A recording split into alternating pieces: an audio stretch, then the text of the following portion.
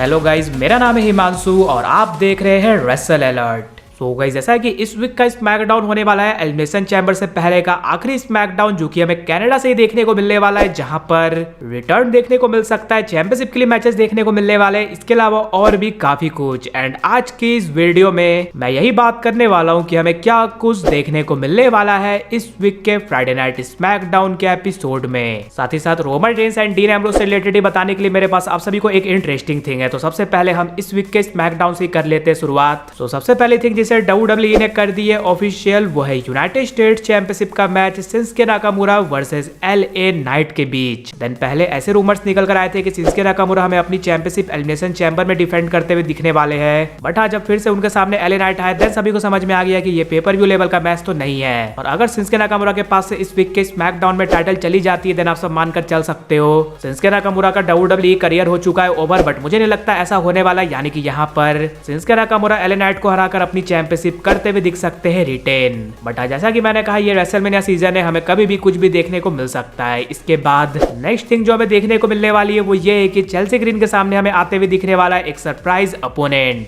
और जैसा कि चेल्सी ग्रीन भी कनाडा से बिलोंग करती है, जिसकी वजह से वो निक एल्डिस के पास गई थी मैच मांगने के लिए, और निक एल्डिस ने उन्हें मैच दे तो दिया कनाडा से, बट उन्हें वार्न कर दिया कि ये एक बड़ा चैलेंजर होने वाला है। तो यहाँ पर मे भी हो सकता है हमें कोई रिटर्न देखने को मिल जाए, या फिर NXT का सुपरस्टार करते हुए दिख जाए डेब्यू। और अगर वो चेल्सी ग्रीन को हरा देती है तो वही बनने वाली है चेल्सी ग्रीन की यूनाइटेड स्टेट चैंपियनशिप के लिए नेक्स्ट चैलेंजर। वहीं जैसा कि लास्ट वीक के स्मैकडाउन में जिमी यूसो ने रोल अप पिन कर हरा दिया था ड्रू मैकिंटायर को, बट उसके बाद ड्रू मैकिंटायर ने उन पर काफी बुरी तरह से किया अटैक। तो जाहिर सी बात है इस वीक जिमी यूसो अपना बदला लेना चाहेंगे एंड वो अटैक करने की कोशिश करते हुए दिख सकते हैं ड्रू मैकिंटायर पर। वहीं बात रही ड्रू मैकिंटायर की, तो वो रहने वाले हैं मेंस एलिमिनेशन चैम्बर मैच में, इसलिए उनका मेन फोकस तो एलिमिनेशन चैम्बर मैच पर ही रहने वाला है। और जैसा कि हम सबने रॉ में CM पंक, लोगन पॉल और Seth Rollins and Cody Rhodes को आमने सामने आते हुए देखा, जिन्होंने एलिमिनेशन चैम्बर मैच को किया हाइप, तो इसी तरह से स्मैकडाउन में हमें Drew McIntyre and Damien priest आमने सामने आते हुए दिख सकते हैं, या फिर क्या पता हमें कोई रॉ का सुपरस्टार भी देखने को मिल जाए, जिनके बीच में भी हमें ब्रॉल भी देखने को मिल सकता है। और हाँ, अभी तक वुमेन्स एलिमिनेशन चैम्बर मैच को हाइप करने के लिए WWE ने ज्यादा कुछ किया नहीं है। और इस वीक का स्मैकडाउन WWE के पास आखिरी मौका है, लेट्स सी वहां पर हमें क्या कुछ देखने को मिलता है। वहीं जैसा कि लास्ट वीक के स्मैकडाउन में हमें ब्लड लाइन में एक चेंज आते हुए दिखा कि अब जैको फाटू लीड कर रहे इस न्यू ब्लड लाइन को।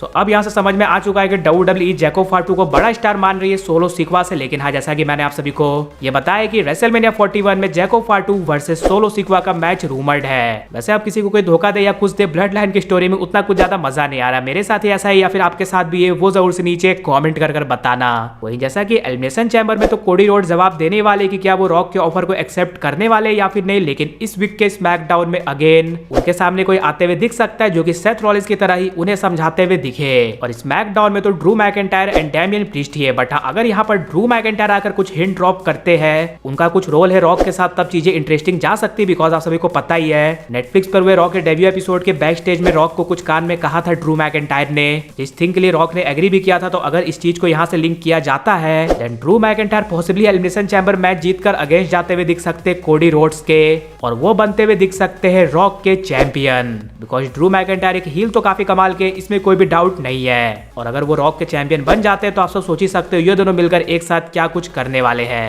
तो ये तो हो गए इस वीक के स्मैकडाउन से जुड़ी चीजें। बट अब बात कर ली जाए उस चीज के बारे में जिसे देखकर आप सब खुश काफी ज्यादा होने वाले हो, बिकॉज वो रिलेटेड है Roman Reigns and dean Ambrose से। तो आप सभी को पता है ये लगभग 6 साल हो चुका है डीन एम्ब्रोस को WWE से जाए, लेकिन अभी भी फैंस उनके रिटर्न का कर रहे हैं वेट। और ऐसा इसलिए बिकॉज जो उनकी बॉन्डिंग है Roman Reigns and Seth Rollins के साथ, उसे लोग काफी ज्यादा करते हैं पसंद। सो गाइस, रिसेंटली हमें ऐसा कुछ देखने को मिला जिसे देखकर फैंस हुए काफी ज्यादा हैप्पी। तो आप सभी को पता होगा कि रोमन रेंस ने एक बार नहीं बल्कि कई बार अपने प्रोमो में ये कहा है कि ये जो शो है ये मेरा, ये कैमरा मेरा है, ये जो लोग बैठे हुए वो सारे मेरे हैं। तो गाइस, ऐसा ही सेम प्रोमो या फिर आप कह सकते हो बिल्कुल रोमन रेंस के स्टाइल में डीन एम्ब्रोस ने इस चीज को कहा है AEW में, ये जो माइक्रोफोन है ये मेरा है, ये कैमरा जो है ये मेरा है, ये रिंग मेरा है, ये बिल्डिंग मेरा है, यहाँ पर जो बैठे लोग हैं वो मेरे हैं।